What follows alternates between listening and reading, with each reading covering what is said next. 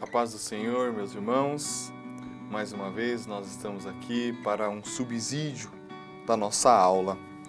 A nossa revista tem como tema a sabedoria de Provérbios como estilo de vida. E a lição deste domingo é a lição de número 9, que tem por tema Cuidado com essas 7 atitudes.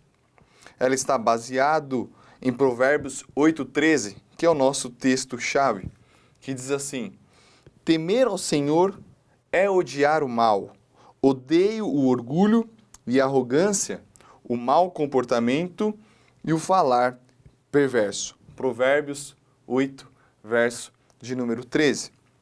A nossa lição, ela tem como objetivo, primeiro, saber as 7 coisas que o Senhor odeia em Provérbios.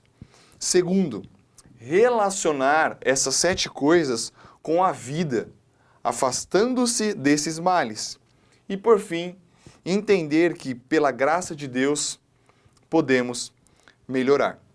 A nossa leitura, ela está baseada em Provérbios 6, do 16 ao 9, que diz assim: as 6 coisas que o Senhor odeia, 7 coisas que ele detesta: olhos altivos, língua mentirosa, mãos que derramam sangue inocente, coração que traça planos perversos, pés que se apressam para fazer o mal, a testemunha falsa que espalha mentiras e aquele que provoca discórdia entre irmãos. Eu gosto de todo subsídio, antes de adentrarmos na aula e propriamente na lição, gosto de fazer alguns comentários específicos a nós, professores. E hoje eu gostaria de fazer um breve comentário sobre a utilização da revista em sala de aula. A nossa revista, ela é um apoio e ela é um suporte, tanto para nós professores, como também para os alunos.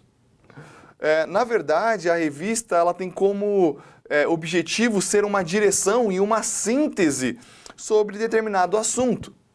Isso significa que na nossa lição não está abarcado todo o conhecimento sobre o assunto. Se faz necessário, então, que os nossos alunos, que os jovens, eles leiam a revista durante a semana e leiam antes da aula. O ideal seria que os jovens chegassem no domingo pela manhã já tendo lido a lição e sabendo qual é o tema da lição. No entanto, nós sabemos que isso não é a realidade, né? Não sejamos ingênuos. Por isso, irmãos, é importante nós utilizarmos a revista durante a aula. Né? Não simplesmente utilizarmos a revista como apenas o nosso suporte, apenas como nosso apoio de estudo e chegarmos diante da sala de aula sem trabalharmos a revista. Não. Como nós sabemos que os jovens, que os alunos, eles muitas vezes não vão ter lido a lição durante a semana, não vão ter lido a lição em sua casa, então se faz necessário sim nós utilizarmos a revista e a lição durante a aula. Por quê? Porque é importante nós mostrarmos a relevância da revista. Mostrarmos que aqui na revista estão sintetizados o conhecimento que nós precisamos aprender e que eles precisam aprender. Então, quando nós utilizamos a revista durante a nossa aula, quando nós utilizamos a revista juntamente com eles, nós mostramos que a revista ela se faz relevante. E aqueles alunos que, por acaso, não compraram a revista, eles vão começar a entender a importância de se ter a revista. E quando todos os alunos ali têm a revista e nós vamos utilizando a revista, isto facilita a apreensão dos alunos. Isso facilita a comunicação, tanto nossa, do professor, para com o aluno. Por isso que é importante, eu sugiro que os irmãos, que os professores sempre estejam utilizando a revista em sala de aula. Porém, irmãos, é importante aqui, cabe salientar, que nós precisamos tomar cuidado com o uso da revista em sala de aula.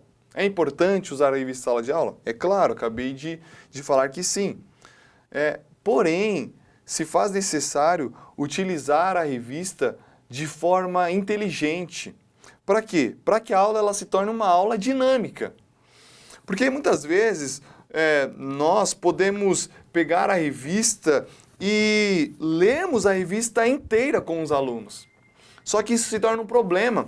Quando nós pegamos aqui a revista e começamos a ler o objetivo, depois a gente vai para a leitura bíblica, aí depois a gente pede para alguém ler a introdução inteira, aí pedimos para outro aluno ler o tópico 1, e a gente vai fazendo aqueles pequenos comentários, e depois o outro aluno lê o tópico 2 inteiro. Isso é um problema, porque a aula ela se torna menos dinâmica e quando fica muita leitura em uma aula, isso faz com que a aula se torne cansativa e facilita para a dispersão dos alunos. Por isso, eu sugiro para os irmãos aqui neste breve comentário sobre a utilização da revista em sala de aula, que à medida que você for estudar a sua revista, quando você pegar a sua revista na sua casa e você estiver lendo a revista, vai marcando nos tópicos os excertos, né? As pequenas frases que para você sintetizam aquele tópico, que para você realmente soam como importante. Para quê? Para que quando você estiver na sala de aula e diante dos alunos, você possa utilizar a revista se utilizando desses excertos, dessas frases que você já grifou. Então você pega lá o tópico 1 e você não lê o tópico 1 inteiro, mas você pede para um aluno ler apenas um parágrafo ou apenas aquela parte que você grifou que é importante. E a partir desta leitura rápida, deste pequeno excerto, você então introduz o seu comentário, introduz então uma dinâmica, introduz então uma questão para os alunos discutirem. Isso faz com que a aula ela se torne dinâmica. Isso faz com que a aula ela tenha um dinamismo e os alunos eles acabam não se dispersando facilmente e sempre estando atento à aula e ao ensinamento. Então eu começo aqui este breve comentário fazendo você pensar nessas questões, nessa questão da utilização da revista e de que forma que você pode utilizar a revista em sala de aula de forma dinâmica, né? De forma coerente, de forma com que faça com que a aula seja uma aula boa realmente, né? E sempre, irmãos, é importante, eu sempre trago aqui esses comentários porque isso nunca pode sair de nossa mente, do nosso horizonte. Nós sempre precisamos estar refletindo como estão sendo as nossas aulas. Porque, irmãos, não adianta, professores, nós nos dedicarmos em preparação da aula durante a semana.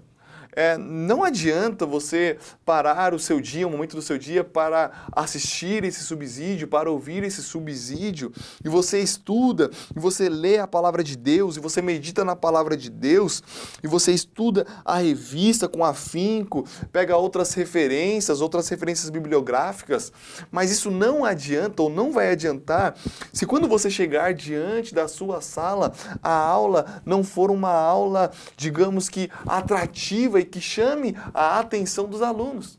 Não vai adiantar toda essa preparação se quando chegarmos ao final da aula, os alunos ficaram dispersos. Não vai adiantar. Por isso que é sempre importante nós pensarmos e refletirmos se a nossa aula está sendo uma aula produtiva, se os nossos alunos eles estão entendendo aquilo que nós estamos ensinando, se realmente a maneira que nós utilizamos para dar aula, se a forma que nós estamos dando aula, se a forma que nós estamos utilizando a lousa, se a forma que nós estamos utilizando a revista, se essa forma tem sido uma forma eficiente. Isso nunca pode sair de nossa vista, isso nunca pode sair de nosso horizonte como professor. Porque este é o nosso dever, é estudar, é nos preparar, mas também, e muito importante, é saber passar este conhecimento para os alunos. Agora, partindo para a nossa lição, na introdução aqui, o Vitor ele vai registrar, ele vai dizer que em toda a Bíblia nós vamos ver Deus ele apontando certas atitudes como atitudes reprováveis, né? Então você pode ler aí na sua aula Deuteronômio 16, 22, Isaías 1, 14, você vai ver Deus dizendo que certas atitudes ele reprova, né? Ele detesta. Então toda a Bíblia nós vamos ver Deus exatamente dizendo e apontando para essas atitudes. Em Provérbios também não é diferente. Em Provérbios 6, nós vamos ver Deus ele apontando 7 atitudes em que ele reprova. 7 atitudes que ele detesta.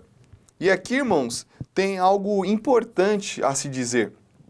Que o nosso texto-chave, que está em Provérbios 8:13, vai dizer: temer ao Senhor é odiar o mal.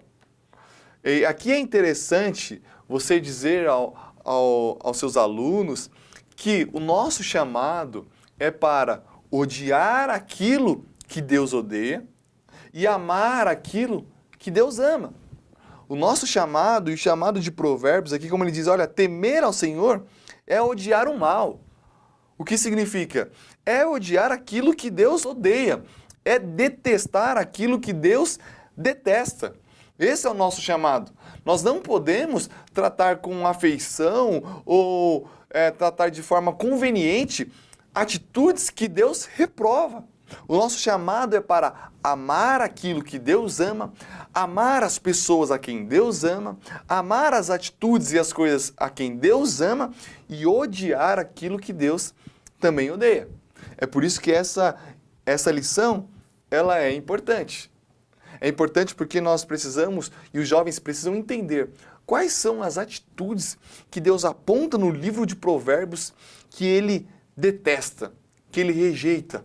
Por quê? Porque os nossos jovens precisam entrar neste caminho também de rejeitar essas atitudes. E aí, Provérbios ele cita 7 atitudes, que são elas. Primeira, olhos altivos. A segunda é língua mentirosa. Mãos que derramam sangue inocente. A quarta, coração que traça planos perversos. A quinta, pés que se apressam a fazer o mal. A sexta, testemunha falsa. E a sétima, aquele que provoca a discórdia entre irmãos. A lição, ela tratará dessas 7 atitudes. E o objetivo dela é mostrar essas 7 atitudes no cotidiano do jovem. O que quer dizer? O objetivo é trazer para o contexto, para o nosso contexto, para o contexto dos jovens, e mostrar como estas 7 atitudes podem estar fazendo parte da vida deles. Então, quando nós vamos falar sobre cada uma dessas atitudes, qual que é nosso objetivo? Qual que é a nossa missão como professor? É mostrar que estas atitudes, elas são atitudes que podem fazer parte da vida dos jovens. Nós precisamos trazer essas atitudes aqui descritas em Provérbios, que estão no contexto daquela época. Nós precisamos mostrar essas atitudes em nosso contexto e precisamos revelar aos alunos que essas atitudes também podem ser vistas no nosso contexto, no nosso cotidiano. Então, esse é o nosso objetivo. Quando você for tratar de cada atitude, você vai tentar mostrar essa atitude para eles no cotidiano da vida deles e na vida deles. Como essas atitudes se apresentam na vida deles. E é importante, irmãos, falar também, eu acho que salientar para os alunos, que a Bíblia, ela revela quem Deus é. Primeiramente, quando nós lemos a palavra de Deus, quando nós lemos a Bíblia, nós sabemos que ela é a revelação de Deus. Ela é a revelação de quem Deus é. Quando nós nos debruçamos sobre a Bíblia, quando nós lemos a Bíblia, quando nós meditamos a Bíblia, nós começamos a conhecer quem Deus é e começamos a conhecer Deus. Porém, também, a Bíblia, ela revela quem nós somos. Quando nós entramos neste caminho de ler a palavra de Deus, nós não apenas conhecemos e começamos a conhecer a Deus, mas nós também começamos a conhecer a nós mesmos. Nós começamos a conhecer quem o homem é de fato. É por isso que nós cantamos e nós falamos também, né, que aquela frase, nós somos o que a Bíblia diz que nós somos. E quando nós falamos essa frase, nós sempre estamos pensando na perspectiva positiva, digamos assim, né? Então, olha, a Bíblia, nós somos e eu sou o que a Bíblia diz que eu sou. O que nós estamos querendo dizer é, olha, eu sou filho de Deus, olha, eu sou nascido de Deus, olha, eu sou o filho amado de Deus. Sim, verdade, a Bíblia revela todas essas coisas. Porém, ela também revela quem nós somos de fato e ela revela a nossa natureza também. A nossa natureza caída, a nossa natureza pecaminosa, a nossa carnalidade. A Bíblia ela mostra quem nós somos. Então, quando nós lemos aqui Provérbios 6, nós vemos essas 7 atitudes, a gente tende a olhar essas 7 atitudes sempre de longe, né? Essas 7 atitudes não estão falando sobre mim. Nós tendemos sempre a fazer isso. É engraçado que quando tem uma pregação assim, aí a gente sempre fala, olha, aquela palavra foi para tal irmão, olha, aquela palavra foi para você, aquela pregação foi para você. A gente sempre temos essa tendência de nos afastarmos. Então, quando a gente lê aqui Provérbios 6, o primeiro movimento que pode acontecer é esse movimento de, olha, olhos altivos, eu não tenho. Eu não sou uma pessoa que tem olhos altivos. Olha, língua mentirosa. Mentiroso eu não sou. Nós sempre tendemos a nos afastar e a rejeitar. Porém, olha que interessante. Se Deus está dizendo aqui em Provérbios que Ele odeia essas 7 atitudes, é porque essas 7 atitudes, elas eram praticadas. Não tem como Deus odiar uma atitude que não é praticada. Ele só pode odiar uma atitude que é praticada. Quando nós praticamos uma ação e Deus olha para aquela ação e fala, olha, eu reprovo esta ação. Ele reprova quando nós praticamos. O que isso quer dizer, irmãos? Quer dizer que essas 7 atitudes, elas não estão apenas naquele contexto, elas não são praticadas apenas naquele contexto, mas elas também estão sendo praticadas em nosso contexto e no contexto da vida dos jovens e na nossa sociedade. Nós precisamos salientar, e eu sugiro que o irmão saliente isso em sala de aula. Se essas 7 atitudes estão descritas em Provérbios como atitudes que Deus rejeita, é porque provavelmente essas 7 atitudes elas estão fazendo parte da nossa sociedade, do nosso cotidiano e até em nossa vida. E essa lição busca mostrar e fazer com que o jovem perceba isso. Perceba se realmente essas 7 atitudes estão fazendo parte da vida deles. Esse é o objetivo da lição, é eles chegarem ao final da lição, chegarem ao final da EBD deste domingo, pensando, olha, talvez eu sou uma pessoa que tenho uma língua mentirosa. Essa é o nosso objetivo, é mostrar para ele que essas 7 atitudes, elas não estão tão distantes de nós, e elas não estão distantes do nosso cotidiano e da nossa vida.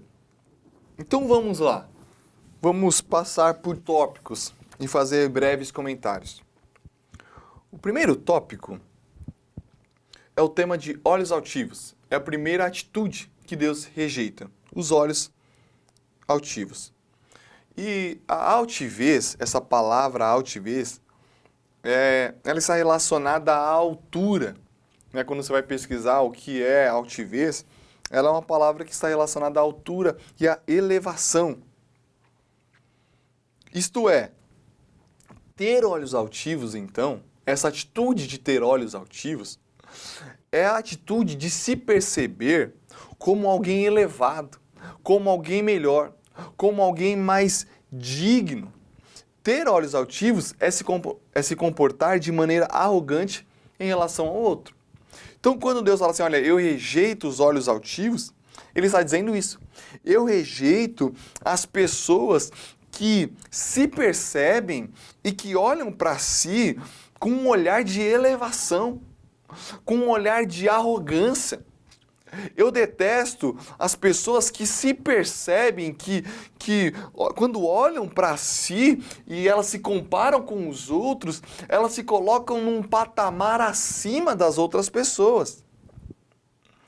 E por que Deus detesta essa atitude? Porque nós não vemos essa atitude em Jesus.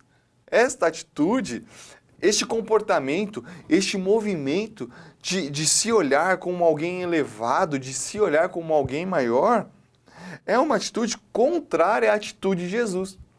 É por isso que lá em Filipenses 2, Paulo vai dizer assim, olha, tende em vós o mesmo sentimento que houve em Cristo. Que sentimento é este? Porque Jesus, mesmo sendo Deus, não quis ser igual a Deus, mas antes aniquilou-se. E ele se fez servo. Essa atitude de altivez, esse olhar altivo, este olhar de cima para baixo, esse olhar de arrogância, de se ver como alguém melhor, de se ver como alguém digno, não esteve em Jesus e não esteve sobre Jesus. Mesmo Jesus sendo alguém maior, mesmo Jesus sendo Deus, mas ele não quis ser igual a Deus. Ele não teve essa atitude de se perceber, de se olhar como alguém elevado, mas ele não. Ele se fez servo. Ele se fez servo e ele se fez homem. Então, o problema dessa atitude de ter olhos altivos é que a pessoa, quando ela tem esse olhar, essa altivez, ela só consegue enxergar a si mesma. E quando ela enxerga, ela só consegue visualizar as suas qualidades.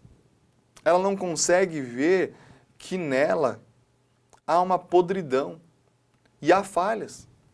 Ela só consegue se perceber como alguém muito bom. Ela só consegue perceber na vida dela as suas qualidades. Ela não consegue perceber as suas fraquezas e as suas limitações. E aqui, professor, é um ponto muito importante, porque quando as pessoas elas têm este comportamento e esse olhar altivo, isso atrapalha nos seus relacionamentos. Elas não conseguem escutar o outro. Por quê? Porque, é claro, ela se percebe como alguém melhor. Ela se percebe como uma pessoa que sempre tem as ideias melhores. As ideias mais inteligentes sempre vêm dela. Ela não consegue escutar o outro porque a opinião dela sempre é a melhor, sempre é a mais sensata. E isso faz com que ela sempre tenha problema.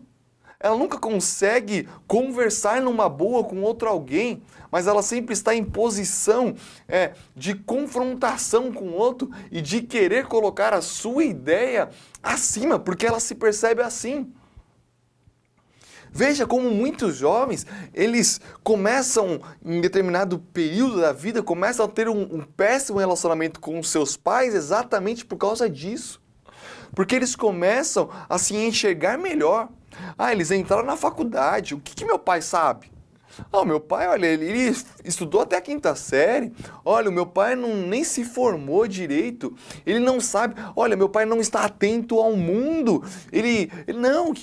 Olha, ele não assiste nada. Ele não tem nenhuma informação do mundo. Ele fica caindo em fake news de WhatsApp. E aí, os jovens começam a olhar de cima para baixo para com os seus pais. E aí, é claro, que os relacionamentos de pai para filho não vai para frente. Por quê? Porque sempre vai ter um embate por causa dos olhos altivos.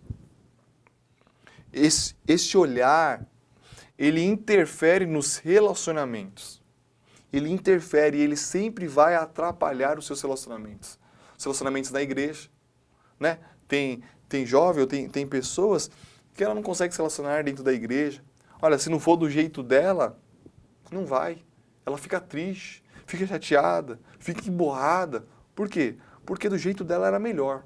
O culto deveria ser deste jeito, não do outro jeito. Olha, a mocidade deveria seguir desta forma, não desta forma aqui. O congresso deveria ser assim, não assado. Ela tem esse olhar altivo. Ela sempre se percebe numa condição superior às outras pessoas. A segunda atitude é a língua mentirosa. E na Bíblia, nós vemos que a mentira, ela é um instrumento do diabo, né? Por isso que você pode ver em João 8,44. E a mentira, essa língua mentirosa, é uma atitude interessante porque ninguém se diz mentiroso. A mentira é um defeito ou um pecado que ninguém assume ter, né? Se você perguntar aí para os seus jovens, se você parar assim e falar assim, olha, quem daqui é mentiroso? Quem se considera uma pessoa mentirosa? Ninguém vai levantar a mão. Porque ninguém se considera mentiroso. No entanto, nós acabamos vivendo em uma mentira. Então, quando você for falar para os jovens, passar essas atitudes para os jovens e comentar sobre essas atitudes, sempre tente clarear para ele, mostrar para ele aonde que ele pode estar sendo mentiroso. Porque ele não vai falar, eu sou mentiroso. Nós não falamos isso. Mas muitas vezes nós estamos vivendo uma vida de mentira. Como? Nós mentimos, primeiramente, quando nós queremos passar uma imagem que nós não somos, uma imagem que nós não temos. Se você for pegar Atos lá dos Apóstolos, você vai ver Ananias e Safira, que foram, depois de Barnabé, que tinha dado seus bens a Pedro e à igreja, e aí Ananias e Safira, logo em seguida eles também foram dar. Eles estavam querendo passar uma imagem que eles não tinham, mas na verdade eles não estavam dando tudo que eles tinham, eles estavam mentindo. Eles estavam mentindo. Por quê? Primeiro eles estavam dizendo algo que não era verdade, falando que tinha dado tudo, sendo que não tinha. Segundo, porque eles estavam tentando passar uma imagem que eles não eram. E aqui entra a autenticidade, irmãos. Falar da autenticidade. Nós precisamos ser autênticos, pessoas autênticas. Não querer passar uma imagem de que nós não somos. E muitas vezes na igreja, nós somos até, os jovens muitas vezes são pressionados a passar uma imagem que eles não são. Às vezes os jovens, eles estão em conflitos existenciais, mas chegam diante da igreja, ou chegam na igreja, eles estão muito bem. Olha, eles estão tudo certo, tá tudo ok na vida dele, mas só ele sabe no interior o conflito existencial. Muitas vezes os jovens estão em um lamaçal de pecado, mas chegam na igreja e eles estão super bem. Eles não estão em pecado algum. Isso é mentira. Isso é uma forma de mentir. Querer passar uma imagem de que não é a verdade. Quantas vezes, irmão, você pode dar esse exemplo. Quantas vezes que nós chegamos diante da ceia do Senhor e nós sabemos que nós não estamos em condição de ceiar. Nós sabemos. Os jovens sabem. Mas aí nós pensamos, ou os jovens pensam, mas se eu não ceiar, as pessoas vão ver que eu não ceiei, aí vai dar problema, as pessoas elas vão querer me confrontar, e o que elas fazem? Tomam a ceia, participam da ceia mesmo não estando em condição. Por quê? Porque elas querem passar uma imagem. E tem uma frase que eu ouvi de um pastor que é muito interessante, que diz, olha, fale a verdade. Fale a verdade, esse foi o conselho dele para mim. Olha, fale a verdade. Porque da verdade Deus se responsabiliza. Neste tópico aqui, irmãos, é importante você falar com os jovens sobre ser sincero diante de Deus. Ser sincero diante da igreja. Ser sincero ao pastor. Viver em verdade. Não entrar nessa vida de mentira que a nossa sociedade entra. A nossa sociedade vive de mentira. Quantos relacionamentos estão horríveis, mas você entra nas redes sociais, olha, é o perfeito casal. Quantas pessoas famosas que estão destruídas por dentro, mas por fora estão sorrindo, estão bem, estão fazendo seus shows, estão alegrando outras pessoas, mas por dentro estão destruídas. Mas elas não querem passar essa imagem, elas não querem enfrentar isso. Este é o ponto de nós falarmos sobre a verdade. E você, meu irmão, você incentivar os jovens a viver em verdade e falar a verdade. O 4, o terceiro ponto, desculpa. Terceiro ponto, mãos que derramam sangue inocente. E aqui no contexto de Provérbios, aqui, é um contexto literal mesmo. Né? O Provérbios está falando, o sábio está falando sobre realmente, sobre homicídio, sobre se derramar sangue inocente.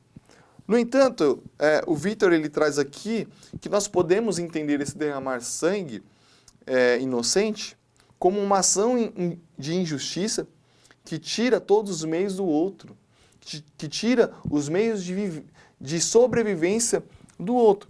E na nossa sociedade, de onde que a gente vê isso? Na nossa sociedade, a gente pode ver essa ação de injustiça com a corrupção. Quando as pessoas elas desviam recursos que eram para pessoas necessitadas, pessoas que estavam precisando de medicamento, pessoas que estavam precisando de alimento, que essas pessoas elas desviam esses recursos e esse dinheiro. E aí morrem muitas pessoas em fila de hospitais, por quê? Por causa da corrupção. Elas estão derramando sangue inocente, elas estão brincando com vidas. Talvez nós não fazemos isso, talvez os jovens eles não façam isso. Só que quando que nós também podemos, digamos assim, derramar sangue inocente? Quando nós nos omitimos. Quando nós nos omitimos, quando a gente vê essas situações como igreja e a gente se omite. Na nossa sociedade, mãos que derramam sangue é quando a gente começa a perceber uma ideologia que tenta naturalizar e legalizar o aborto. E aqui eu não sei, é um assunto talvez que na sua sala até seja polêmico, não sei, mas que é importante. Na nossa sociedade de hoje, há uma ideologia, há uma pressão para quê? Para que se legalize, para que se naturalize o derramar de sangue inocente. É o aborto, é a ideologia que está em pauta, que está nas universidades, que os nossos jovens estão sempre ouvindo nas redes sociais. Olha, legaliza, legaliza. Não, isso é normal. Isso é a mulher. Isso é uma decisão da mulher. É a pressão externa, é a pressão da sociedade, é o derramar sangue inocente. E nós precisamos falar dessas injustiças e desse derramar sangue. Ponto 4, a quarta atitude. É a atitude, o coração que traça planos perversos. E aqui o Victor ele também vai falar que aqui se trata do corrupto. Por quê? É aquela pessoa que fica pensando em meios para se dar bem. E aqui entra o jeitinho brasileiro, né? Você pode levar à sua sala o jeitinho brasileiro. Você pode... E é interessante você perguntar para os alunos em quais atitudes ou qual momento que talvez eles deram um jeitinho brasileiro. Pode ser que saia algumas ocasiões, pode ser que saiam que eles se abram e falem disso, né? Testemunhem, infelizmente, esse jeitinho brasileiro, mas que está enraizado em nós. É o jeitinho brasileiro. É quando nós queremos sempre alcançar algo por meios ilícitos. Talvez, né, nossa, mas eu não sou um corrupto igual certas pessoas, certos políticos, né? Mas às vezes a gente tenta passar na frente de forma ilícita. Essas pessoas e essa atitude, ela demonstra que são pessoas que estão ligadas ao fim. E elas só pensam no fim. O fim justifica os meios. São pessoas que vivem nessa chave, infelizmente. E aqui eu lembro de uma história de um jovem que congregou muito tempo aqui na sede, que ele fez um propósito com Deus quando ele tirou a carta. Ele falou, olha Deus, eu não vou comprar a carta. Eu não vou participar desta corrupção. Eu sei que isso não é o certo. Irmãos, ele foi fazer a prova e repetiu. Reprovou uma vez. E ele fez a segunda, reprovou. E fez a terceira, reprovou. Reprovou a quarta, reprovou a quinta, reprovou a sexta, reprovou a sétima, reprovou a oitava, reprovou a nona. Ele fez 10 provas. Ele pagou acho que 5 vezes mais a carta. Mas porque ele tinha feito um propósito de não se corromper. É o jeitinho brasileiro, são essas pequenas coisas, mas que vão entrando em nossa vida, que podem nos atrapalhar, né? E aqui é o chamado para a gente viver de forma correta, sermos pessoas corretas. Quantas vezes nas empresas nós somos convidados para entrarmos em caminhos que nós sabemos que não são certos. Os jovens são convidados a isso. Os jovens são convidados na universidade. São coisas pequenas, né? Colar uma prova é algo que talvez a gente ache pequeno, verdade, pode ser. Mas entra nisso, nesse coração que fica traçando planos perversos e que tenta chegar em um fim por meios maus e por meios ilícitos. A quinta atitude diz: pés que se apressam a fazer o mal. E trazendo aqui para o nosso contexto, este pés que se apressam a fazer o mal são pessoas que, e aqui está falando de pessoas que se acostumaram com a maldade. Elas se acostumaram com a maldade que os pés delas já vão à maldade, né? Se apressam a fazer o que é mal. Por quê? Porque a mente delas foram cauterizadas pelo pecado. E aqui é o ponto de você começar a questionar os alunos, questionar os jovens, quais são os pecados que já fazem parte da vida deles que se tornaram iniquidades. Quer dizer, que os pés deles, já quando eles veem, eles nem percebem. E na hora que eles veem, eles já estão lá cometendo aquele pecado. Eles não têm nem força para resistir, porque eles nem pensam. Quando eles já se deram conta, já foram e já fizeram. São os pés que se apressam a fazer o mal. São pessoas que já se acostumaram com o pecado. São as pessoas que já estão enredadas pelo pecado. E aqui você pode citar pecados para os alunos e perguntarem para eles, né? Tem jovens que, infelizmente, mas estão presos na pornografia. Infelizmente, os pés deles já vão nessa direção. E quando eles veem, quando eles percebem, eles já estão presos nesse vício. Então, tem alguns pecados que podem estar prendendo os nossos jovens. E aqui, neste ponto, é um ponto importante e interessante para você abordar essas questões. Abordar essa questão do pecado que já começou a fazer parte da nossa vida e da vida dos jovens. O ponto 5, na verdade 6, a sexta atitude que Deus reprova é a testemunha falsa. E aqui o contexto de Israel está falando sobre as pessoas que iam até o tribunal para mentir, para prejudicar algum oponente. Alguma pessoa que ela tinha alguma rixa e ela ia até o tribunal para prejudicar esta pessoa. E aqui é um ponto importante, trazendo para o contexto, para o nosso contexto, para o contexto dos jovens, pensar sobre as atitudes que nós tomamos muitas vezes e que prejudicam as outras pessoas, que prejudicam as pessoas que estão ao nosso lado, que prejudicam as pessoas que convivem com o nosso ambiente. Tem algumas atitudes que nós tomamos e que nós praticamos que elas não prejudicam somente a nós, mas elas infelizmente prejudicam terceiros, prejudicam outros. Se muitas vezes nós não vamos até o tribunal para testemunhar falsamente contra outras pessoas, talvez a gente não faça isso, mas talvez a gente age de forma maldosa, age de forma para prejudicar alguém. Muitas vezes nós somos tentados por não gostar de certas pessoas, por ter alguma confusão com certa pessoa, e aí que a gente acaba fazendo? Nós acabamos falando dessa pessoa para outras pessoas. A gente sabe que isso prejudica ela, a gente sabe que isso prejudica a reputação da pessoa, a gente sabe que ela vai ficar mal vista pelas pessoas, pela sociedade, pela igreja. Mas a gente sabe disso, mas mesmo assim nós acabamos falando mal dessa pessoa ou querendo revelar certas atitudes que essa pessoa tem tomado. E a gente sabe que isso não ajuda, mas pelo contrário, prejudica.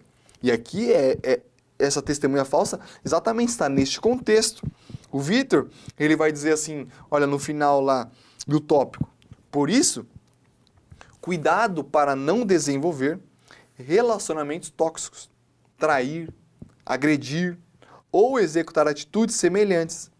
Todas elas têm certa relação com a testemunha falsa, pois são formas de prejudicar outra pessoa. Então aqui é para falar de atitudes, de ações que nós praticamos e que nós fazemos, que nós sabemos que prejudica certas pessoas. Certo modo que a gente trata algumas pessoas, certo modo que a gente se relaciona com as pessoas. Então, este ponto ele é importante e interessante por causa disso. E por fim, irmãos, a sétima atitude, na verdade, é aquele que provoca discórdia entre irmãos. E o Vitor vai colocar aqui, olha, Deus é o que ama a união e odeia a divisão. E ele dá alguns textos bíblicos. E essa atitude é muito interessante. A atitude de aquele que provoca discórdia entre irmãos. Você pergunta, olha, quem gosta aqui de provocar discórdia na sua sala de aula? Nenhum jovem, nenhum aluno vai dizer, não, eu gosto de causar confusão, eu gosto de causar o terror. É claro, eles podem falar isso brincando, né? Mas é claro que não. No entanto, muitas vezes, nós estamos praticando esta ação, praticando esta ação de causar discórdia entre os irmãos. E aqui, irmãos, entra um outro pecado que nós podemos dizer, que é o pecado da fofoca. Porque o que mais causa discórdia entre os irmãos, e principalmente na igreja, o que mais causa confusão e conflito entre as pessoas é o pecado da fofoca. É quando nós começamos a comentar da vida alheia. Não, nós nos afastamos de certas pessoas porque elas cometeram certas, talvez até mesmo algumas pessoas estão erradas, estão cometendo pecados. Só que o que nós fazemos? Nós, ao invés de ajudar ou ao invés de orarmos, nós começamos a comentar sobre esses problemas, nós começamos a comentar com as outras pessoas. Isso vai criando aquele telefone sem fio. Você comenta aqui com uma pessoa, só que essa outra pessoa comenta com a outra, que comenta com a outra, que comenta com a outra, que chega até o ouvido daquela pessoa. E aí a confusão já está armada. Muitas vezes nós achamos que são pequenos comentários, não tem nada demais. Mas são esses comentários que estão trazendo e provocando discórdia entre os irmãos. É quando, muitas vezes, a gente não consegue segurar uma crítica. Né? Muitos jovens, muitos de nós, têm a necessidade de criticar, têm a necessidade de externar críticas. Olha, o congresso não foi do jeito que eu queria, o jovem pensa. Olha, deu tudo errado, cara. Tudo errado o que esse líder fez. O congresso não ficou bom. As músicas que a gente escolheu não ficou bom. Mas ele pensa isso, mas ele não guarda para si. Não. O que ele vai fazer? Ele vai comentar com um ciclano. E aí ele comenta com um ciclano. Olha, você viu que a música não ficou boa, a música da gente? Tal. Aí o ciclano comenta com o beltrano. Esses comentários, irmãos, eles vão trazendo discórdia no grupo. Eles vão trazendo uma tensão no grupo. E aí quando você vê, tal pessoa já olha para outra pessoa com um olhar assim de distanciamento, não mais com um olhar de amor, mas com um olhar de reprovação. E aqui é o momento de você lembrar que o que Deus ama é a união e é a comunhão. E a atitude dos nossos jovens e a nossa atitude tem que ser uma atitude de salientar isto. De salientar a união e a comunhão, de provocar esta união e essa comunhão. E o Vitor termina dizendo, olha, por isso se esforce para construir pontes e unir pessoas, não dividir o grupo. Tem certos comentários, tem certas atitudes que elas dividem o grupo, que elas dividem a igreja. E essa atitude Deus rejeita, Deus odeia. Mas Deus ama quando nós construímos pontes, quando nós estamos num grupo para unir pessoas. Nós não estamos no grupo para trazer desavenças, para trazer mal olhar. Olha, você viu aquela pessoa? Não, não. Deus ama as pessoas que constroem pontes. Mesmo em tempos difíceis, mesmo que muitas vezes num grupo acontece algo que é um pecado, que alguma coisa aconteceu de ruim, aconteceu um conflito, aconteceu uma briga, Deus ama as pessoas que a partir deste momento elas não vão mais trazer mais fogo, mais lenha para a fogueira, não. Mas elas vão lá e vão construir e reconstruir as pontes. Este é o nosso chamado.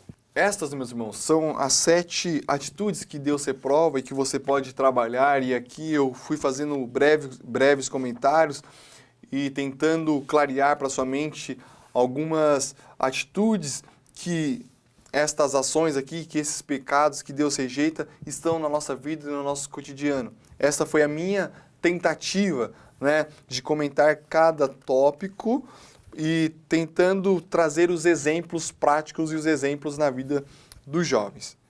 Agora, você pode terminar essa aula questionando aos alunos, olha, mas por que Deus disse que ele rejeita estas 7 atitudes? Poderiam ser 10? Poderiam. Não poderiam ter outras atitudes que Deus reprova também? Poderia. Né? Deus poderia falar assim, olha, eu reprovo o coração amargurado. Talvez. Por que não? Olha, eu reprovo o coração de ira. Sim, Deus também reprova. Mas por que são essas 7 atitudes? Você pode terminar fazendo essa questão. E respondendo que algo em comum, algo que é semelhante nessas 7 atitudes, é porque essas 7 atitudes, elas de alguma maneira e de alguma forma, e de certa intensidade, elas atrapalham os relacionamentos humanos. Veja, nós somos imagem e semelhança de Deus. Deus, ele é um, mas ele é trino. É o Deus Pai, o Deus Filho e o Deus Espírito Santo.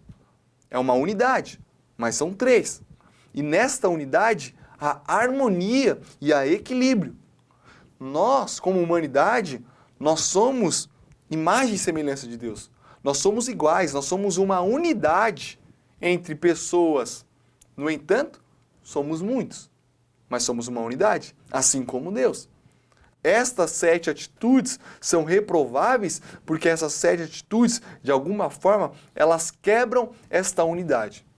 Elas quebram, de alguma forma, os relacionamentos interpessoais. Elas, de alguma forma, danificam essa unidade. Elas danificam esta união. As pessoas de olhos altivos, elas, como eu já falei, atrapalham os relacionamentos. A pessoa de língua mentirosa, a pessoa que não é verdadeira, a pessoa que quer se mostrar de uma forma que não é, ela atrapalha nos relacionamentos. Todas essas 7 atitudes, de alguma forma, quebra a unidade. E é por isso que Deus rejeita estas atitudes. Eu sugiro que você possa, e você pode terminar esta lição trazendo esse questionamento e trazendo esta resposta.